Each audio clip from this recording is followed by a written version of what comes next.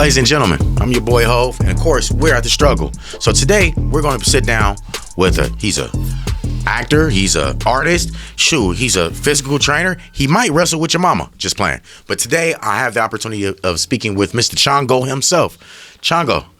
Yes, sir. Thanks for coming, man. How you doing? Thank you. Good, real good. Appreciate it. Thanks for having me. Man, you wear many hats. Are you forced to wear those hats, or are those actually your passions? My passions developed, through the years. I grew up, I'm from Detroit, Michigan, so I'm from the D. Okay. So everybody out there, what up, though? Okay, That's a passionate, sensitive statement that those of us from Detroit say, and those who aren't from Detroit who know. So coming up in the D, is tough, man. You want to fight, and you're looking for an image, you're looking for a way out. Okay. And I was bad, a lot of trouble. And then my friend's father, he introduced us to boxing. Okay. And I loved it. I didn't like getting hit, but I loved it. And then when I seen Ali didn't like getting hit, and I said, oh, well, that is what's up there. Don't nobody with their right mind want to get hit. They want to do the hitting. There you go. That's the rule of the sweet science. So let me ask you this. You're an artist. You're an actor. Yes. Why such a strong name like Chango? Chango, yes. Chango is out of the Yoruba religion. He's actually one of the deities, and it's really not a name, it's more of a title. Okay. So those that know Chango, because you're Chango, every man, some possess more Chango than others, like everything else. And it was, oh, you're a Chango. Oh, like Brazil, Peru, Central, they know Chango. He's a god of fire, thunder, raw male energy. It was given to me in a naming ceremony. Shaka Shango Kokopeli Ogun. Okay. So Shango. So Ogun is another deity within that hierarchy. Yes. Okay. Very much so. Now, I'm not a practitioner of the Yoruba religion. I have high respect because it's part of our history and part of our culture. Correct. Chango is who I am.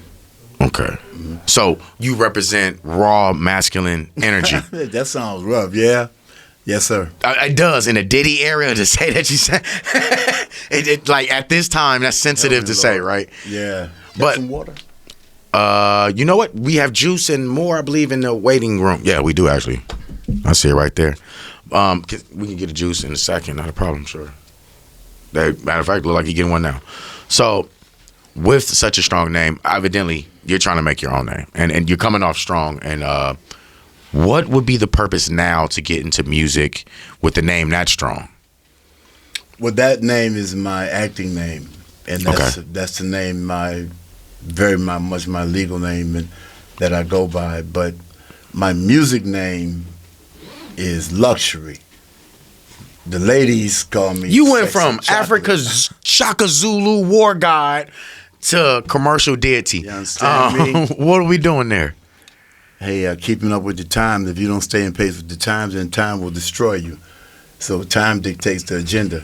So we stay up on it.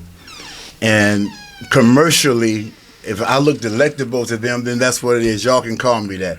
Luxury is a mind state. And that's the state that we want to have. Mm-hmm. He said, my father's house has many mansions, and I ain't trying to be religious, but sound like God is very rich to me because those are statements of Jesus, you dig? Mm-hmm. And so luxury is what we want. We want the best that we can get. Hold on, I'm confused.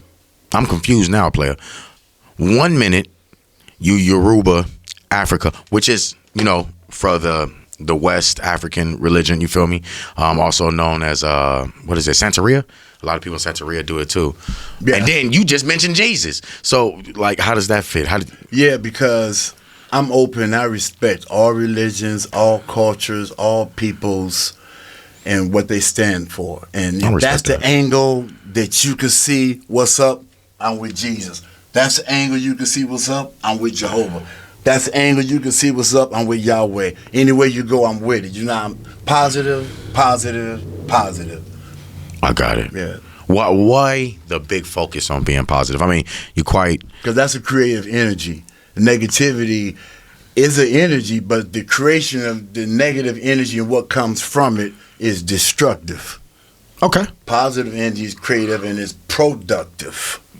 That's a time and place for all things, right? Because when you look at it, you can't recreate a dang thing without destruction. You must first destroy what was there in order to create what is there. And Yeah. creativity ain't necessarily positive either, because they created a system that held my people down for years. It was creativity, and for them it was positive, but it was destructive to my people. So once again, I'm with that. Yeah, one man's hero is another man's enemy. So it depends on that creativity, You know what I mean? lays in the air. Yes, sir. Yeah. Because the way I look at it now, like, oh Lord Jesus, my grandma's from the church, so I know she gonna probably want to pop me in the mouth. God, everybody would think God was the devil if he don't like you.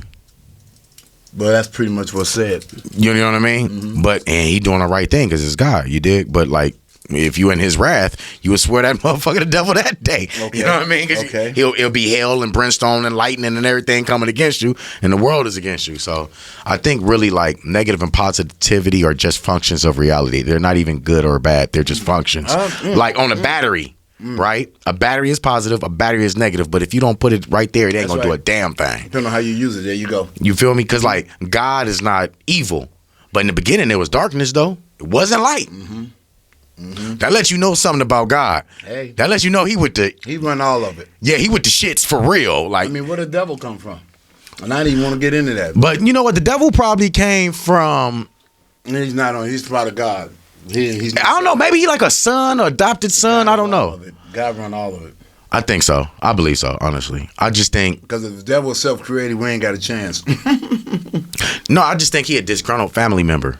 He mad that we the favorites, and he was the favorite, and now we got it. We the youngest, we the baby, and he like, you didn't do that when I was a baby. You made me do. You know how your siblings. I don't know if you have older siblings, but I do.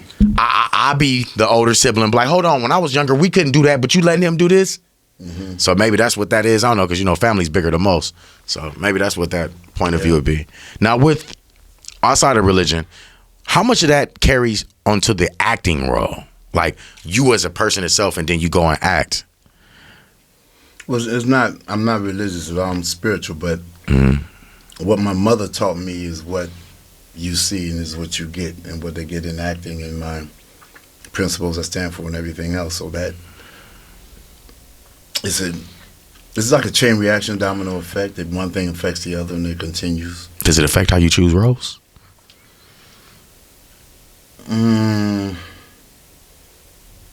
I don't think so. There's not many roles I don't like. I like because I'm an artist, purely. And so I like it all. I can find a way to like it all and understand it all. I don't necessarily desire to do it. I have certain roles I would like to play. Like what? I can see you being like I watch Law and Order. I watch NCIS. I definitely can see you on one of those roles. There you go.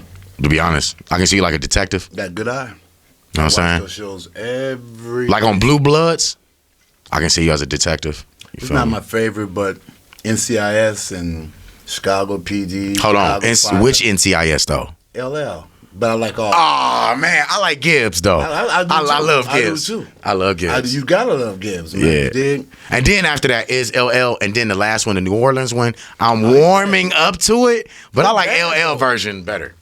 Yeah, because I like the visuals. They show LA. Right. The camera work is bad. Maybe wow. Yeah, yeah. Okay, so if it was up to you, which show would you be on? I'll go with Gibbs You'll go with Gibbs. because of the money. I believe it's gonna be more money. With Gibbs, I don't know, cause LL Cool J, the worst where he got Hetty. LL. Yeah, the one where he's with Hetty and they don't have Gibbs. You feel me? NCIS. That's what the lady's name is. Yeah. Is Hetty or whatever. Gibbs is on the other one. Yeah, he's on Right there. regular NCIS. They're on the was that Los Angeles? NCIS. Yeah, LA is Los Angeles. Yeah. So that one is, I probably would say, is ranked number 2. And then New Orleans is probably number 3. But me personally, I would go with Gibbs, just so I can fuck around with DeNozo. Oh, he's cool. I would fuck around. I would probably irritate the shit out of DeNozo. He's a character in his own self. Yeah, he had is. his own show for a minute. He should have. He did. He did? Yeah, it didn't last, but it was cool. He's like this deep-minded. he was solving the cases by being able to see shit. I never did get the full. Yeah, premonitions. Where he was coming from. Yeah, he saw shit. Yeah, it didn't make it. He should have did what he was doing on there and just been another type. Because that's what we know him as. Yeah, I don't know him from nothing else but DeNozo. And love him for being DeNozo, to be honest. Mm-hmm. Now, okay, so with the industry being the way it is right now, a lot of things is happening, which actually is kind of good because it opened up doors for people who probably wasn't seen before or ain't been seen in a while.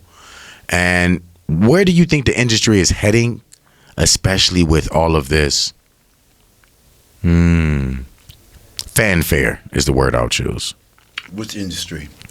Well, inevitably, the music industry and the acting industry are connected. They'll never be separate because you guys need soundtracks. Yeah, entertainment industry. They're one and the same for the most parts. So with everything that's going on, I mean, it's like it's a coin, and one side is music, one side, and the camera, the acting is on the other. When you say where is it going, it's exactly what you mean. As far as streaming. The future of this, because this is getting interesting now. You got people, well, not too long ago, it'll be right up the street at Paramount. They was protesting, for their likeness and the rights to, for quite a few rights, to be honest. One was they was fighting because they didn't want their likeness used by the AI and not get paid for it. There was also fighting for their right. Because, like, if I use AI, is it mine or is it yours? That's what I was fighting too. Because if I created the AI and then AI creates your script, you turn it in as a script. Is it yours or mine? I mean, if you created it like a photographer, But it's using my AI that gave you the idea because it's not your idea. It's off my AI. You can't own no idea though. You can't own thought. And an idea. And that's where we get into. That's what I'm saying. Where do you think we're headed with this? Because what if you asked AI the same question I asked, and we both asked it to create a script for a movie with certain criteria, and it comes up with the exact same answer? Good question, man. We're not there, but the people are. Everybody's more and more independent. It's not just ABC, CBS, and NBC, for instance. Now you got Hulu and got all this other stuff. Well, interestingly enough, Peacock is owned by who. It got the Peacock on there. Hey, but my point is people got their own money. And there's a lot of movies being made that we never hear of. People making millions of dollars living their life. We just don't see it. Who cares about the fame? I want the money. So when you talk about what they're going to do, they're not going to be... AI is not going nowhere, and I think some of it is good. I don't even understand all of it. I'm not going to sit and tell you I do. But I know some of it is good.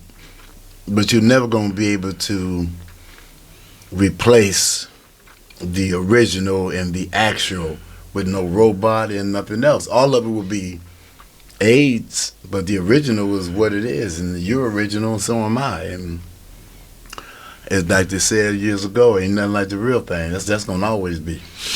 It's an interesting thing because, like, what I worry about, right? I love that we have independent films because we get to see another point of view because Hollywood just keeps remaking the same stuff. On the other way, I kind of wish there was more structure because it's not like you can turn your TV on and just go watch the TV no more. There's 1,000 apps. You're going to miss out on some good shit because it's an independent maker or creator out there like myself that has a channel and you don't even know about it, but they got good quality. Right. They got good material. So there's no standard anymore. ABC, who is it? I think Tubi is owned by like Fox. Peacock is owned by what? CBS, ABC, whoever owns the Peacock symbol. Like those apps are actually owned by majors, and I wonder why they did that, being that they already had the TV. Because now you got everybody going everywhere. There's no centralized TV program that you can really watch. Well, if you look at it, because I don't know. I mean, it's open.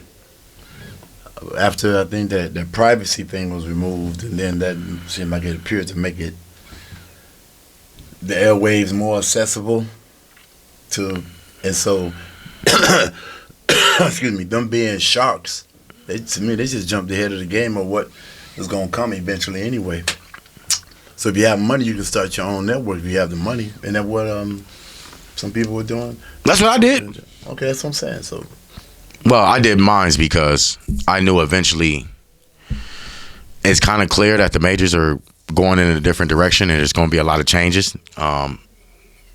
The first indication is they start snitching on themselves about who was doing what, and then you see all these cases popping up and stuff like that. That's usually the sign of a dying dynasty, you know. Yeah. You know, so it's time to make, you know, like you said earlier, anyone that gets in the way of progress usually become deceased. Yeah, pretty much. So it's self-destructive. If like you said, give them enough rope, and which means leave them alone. And this negative destroys itself. Goodness will guide you. Just goodness itself. That's why I say overall, you take the O out of goodness, you got godness and all that. That's why I say overall, good is going to win, because no matter which way it go, eventually, if you got cut, it heals. So nothing just goes. You're going the opposite way. That's a choice, and that's what everything is choices. What choices you make. So I made a choice. I was in this movie. Mm-hmm. I'm in The Legend of the White Dragon that's coming out this year. Okay. Producers is Aaron Shokey and his father. They're a unique team to watch. And it's based on the Power Rangers, if you remember the Power Rangers. I do. Why are they doing that? Okay. Well, Jason David Frank. Okay. Remember him? Wasn't that a Red Ranger? Recently. Which Ranger was that? I'm not sure. I only come to know him by being in the movie. Got it. Featured. And Jason died making the movie, so it's supposed to be now like 2021, and he had to redo it because had to rewrite it because Jason's scene was paramount to the whole plot of what was written. Mm-hmm. He liked superheroes, really, really, really good. And finally, we had the screening, a couple weeks ago, and it should be coming out sometime this summer, for sure. For sure. Yeah, really, really, really nice. And then there's another movie I'm in called The Expense of Death. That producer, his name is Moshe. Yeah, Moshe Productions, and that's another movie that's filmed here in L.A. The Expense of Death. Yeah. Okay. And, so you working? Yeah, a little. Yeah, not as much as I like to, and just I released my album, which is called The Script Part 1, Volume 1. There'll be 3 parts to it altogether. And what are we gonna be talking about on this album? What are we talking about on this album? You gotta get it, but it's a little bit of everything. So you freestyle, you rap, you sing. What are we doing on this album? No, I'm not freestyling. Well, and there's nothing wrong with freestyling. But no, this is written. This is to me, your album is your graduation papers. It shows, because anybody that's an MC or a rapper, they know if you did an album, they know the work that you put into it. And this is a complete work project that stands. You know, you can do a freestyle. I can do a freestyle. I can do a freestyle. I can do a song. You know, but when you do that album, and they say, "Why do an album?" I'm like, I want to do it because I don't feel complete enough. Everybody, you got 12, 13, 7 albums. Yeah, so I'm saying I got an album. And different parts of the album, because each song is meticulously written. It's not thrown together.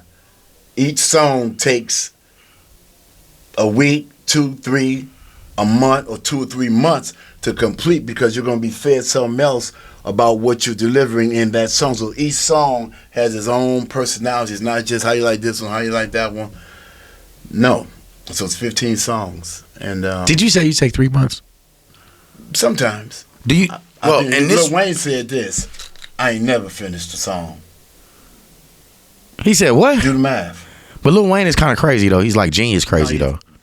He's genius crazy. But you're not crazy as genius. Really one's crazy. No. All geniuses are called crazy till we catch up, and then we call him genius. Exactly right. So he crazy genius. So Pete, what he's saying, I've never finished a song, which means I can always put more. Okay, that's it. Damn, that came up. Okay. Oh, damn. Oh, man. Now I got to remove that. How's that going to fit? Because that's a bad thing. Okay, I'll do it. Then you switch that. Okay, I'm going with this. That's it. I'm through. Nothing else. Same with the camera. Yeah, they never get enough. One more. I seen something last night on TV, very bomb words, and they were interviewing these actors. He said something. Oh, the brother, I can't think of his name though. And he said, "No, you can't recreate vulnerability.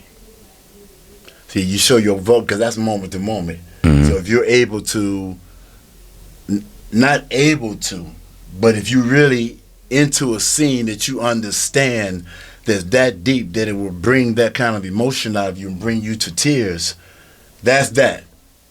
He's like, oh my God.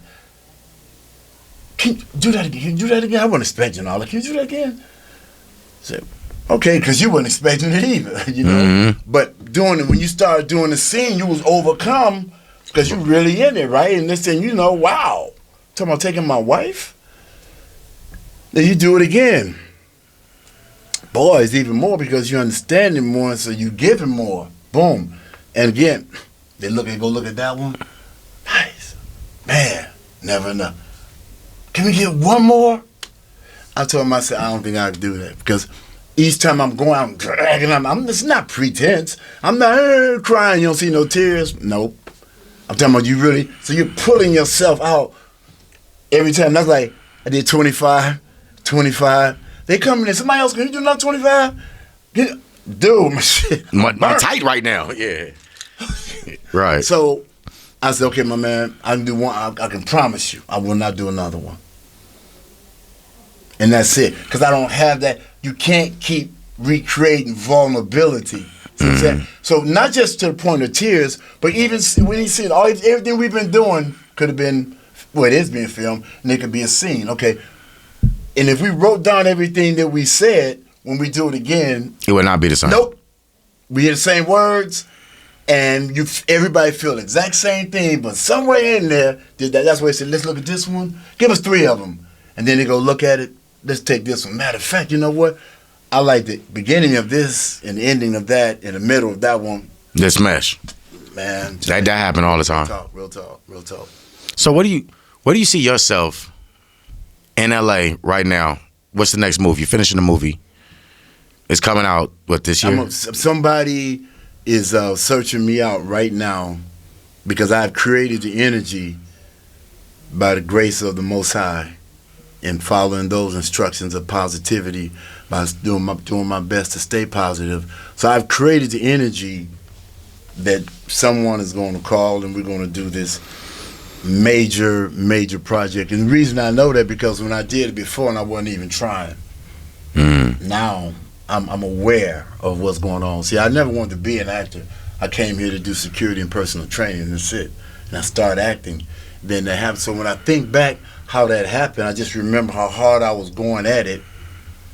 And I get selected for Criminal Minds to guest star, which you can't get there unless you're in the realm of the top 5, which is William Moore's creative artists, UTA, United Talent Artists, Gersh, and there's another. Those 5, and not to mention other 5 under there, to be on TV in a guest starring role, which is you're the star of that show, which is 10 million viewers. Criminal Minds was the top show at that time. Yeah, Criminal Minds, I love that. Reed, you know what I mean? Gibson. I love Reed. Yep. I love it. I love that show. So Gibson, he picked me. Oh, wow. Then he picked because he was the director of that episode that I did. And when I got there the next day after the callback, because about 14 of us, first in the callback was only 3 of us. And I was fortunate to be one of those. And then Gibson told me, I saw your work, great work. You know how you talk. It's all the same. I said, no, you really think so? Because I don't need you blowing smoke on my ass. He said, no, really. He said, just do the same thing pretty much, and you got it. That's what I felt. And I did it. And then I called my agent and told her, they call you? She said, no, Chango. We have the rest of the day. We have tomorrow. I said, stay by the phone. Then she calls me. Are you sitting down? That's good news. Yeah. That's bad. And then Roland Emmerich from Independence Day, then he sent out word to, he sent the email he wanted to negotiate because we didn't understand the paperwork because, again, not on that level, but Roland is the director himself. So, and this is the second Independence Day, so he sends the email, he starts telling us about who's in the movie. I said, that sounds like negotiation, so understand you be in the movie with them, so give me a break on the fees, what I'm looking at. And I think that she didn't really know how to.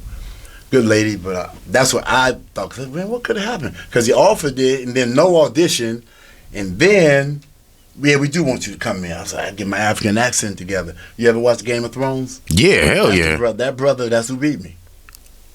He got the role. But see, it's the same way as getting What? the house. Whoever got The new Game of Thrones, right? The House of Dragon. One, dark-skinned brother. Him. What? Yeah. I love Game of Thrones. That's my I shit. never watched it. When I got here, it was telling me, "Have you ever seen it?" I said, "No." This guy that look just like you. And look how the iron, and he wound up being the one. Just 2008, they was telling me about him. And then, roll the camera up, 2016, he beats me for the role. Yeah. And the outfit that he wore, to show you how I believe that they actually take notice of you long before you know that they're taking notice of you. Like I said, these are some of the things that we asked me how I would go. I would have been. I'm gonna be honest. I'm a big Game of Thrones fan. Yeah. Honestly, I would have been hurt if I didn't get that role. I'd be mad. Especially be that close. You feel me? Yo, brother. Yeah, it's something to deal with. And I thought I wasn't, but I was. Because I left after that. And I said, I'm going to just be in Phoenix and do me a gym and stuff. And no, I was hurt. So I'm disappointed. Now I'm more disappointed. Yeah, disappointed. Not where I want to hurt anybody or anything. You know what I'm saying? But like, damn, I was right there. Yeah. You know what I mean? So I stayed 3.5, and came back and COVID started.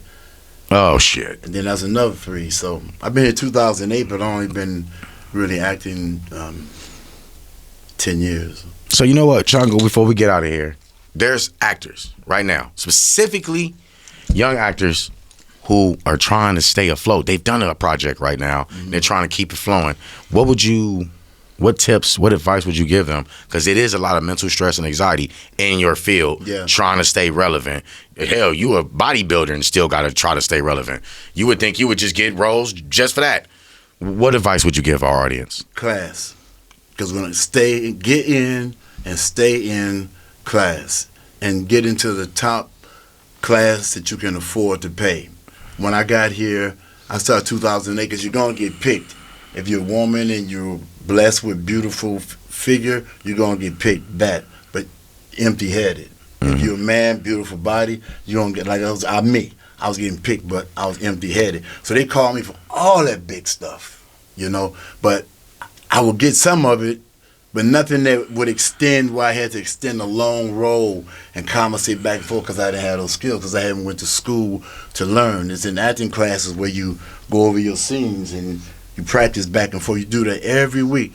And I was always getting that. So one day this guy in the gym, remind me of that brother, he's from my hometown too, Emmanuel, and he said, Chango, so how did God hear nothing else about that audition? He said, you didn't get it on. So he said, like, I'm tired of hearing that with you. You getting those big ass auditions, but you don't get it. He said, did he say you practice martial arts? You practice every day. You go to the gym, that's every day.